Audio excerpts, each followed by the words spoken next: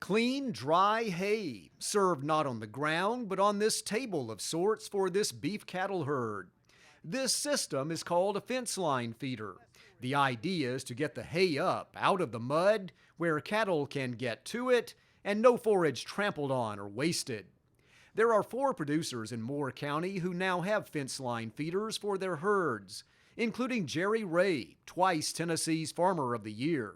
Yeah, it's just common sense. Whoever came up with it was pretty good idea. And I mean, you didn't have to spend a lot of money. I guess you could concrete your pad and stuff like that, spend more money, but we didn't do that. About 3 miles away, Rock Creek Farm in Lynchburg, where the Jennings family has farmed since 1894, also using a fence line feeder for their freezer beef operation. Owners say if you lose any hay, you don't lose much. With the way we've got it set up here, anything that falls, any trash or falls on the ground, they're going to eat it anyway. They'll eat it up. So it was, and it's a time saver. There are also safety advantages here. Farmers can distribute forage from the seat of a tractor.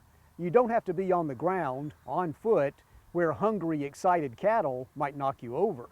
You don't even have to drive a tractor in where the cattle are. You just put it through this gate.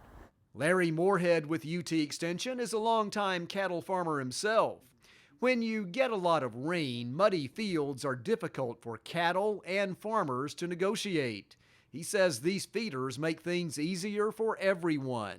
Well, the beauty of the fence line feeder, it cuts down on driving out in the pasture and putting your hay in a ring or however you feed.